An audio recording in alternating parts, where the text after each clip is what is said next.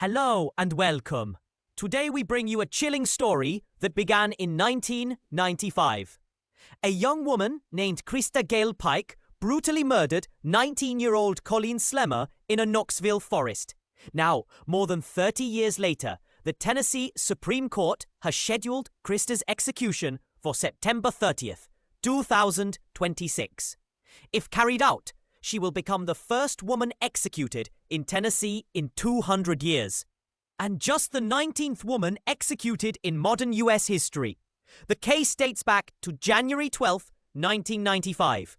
That night, Pike, her boyfriend Tadaryl Shipp, and friend Shadolla Peterson lured Colleen from their Job Corps center to a wooded area.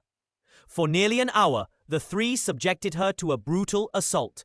Colleen was beaten, stabbed, and had a pentagram carved into her chest. Pike admitted to throwing a chunk of asphalt at her head, believed to be the fatal blow. Even more horrifying, Pike kept a piece of Colleen's skull as a trophy, and later showed it to fellow students. The next morning, a groundskeeper discovered Colleen's body, a scene so gruesome it shocked the nation. Pike was convicted of first-degree murder in 1996 and sentenced to death. Her lawyers have long argued that she was just 18 at the time, still a teenager with an underdeveloped brain, and had suffered years of childhood abuse and mental illness. They argue that the death penalty for her is both unfair and inhumane. Another fact, Pike remains the only woman on Tennessee's death row. She also spent decades in near solitary confinement, something courts have described as psychologically devastating. She has filed multiple appeals for resentencing, but so far, all have been denied. This case forces us to confront some very difficult questions. Justice versus mercy. Should those guilty of brutal crimes ever get a chance at rehabilitation?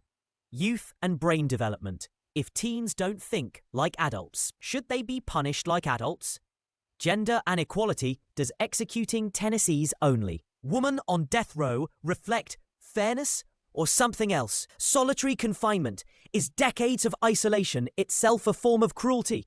If the execution proceeds in 2026, Christa Pike will mark a grim chapter in history. Tennessee's first female execution in 2 centuries. If you found this story thought-provoking, please like, share, and comment. Do you believe justice is being served here, or is there room for mercy? And if you'd like more videos on such cases, let me know. Thanks for watching, and never stop questioning justice.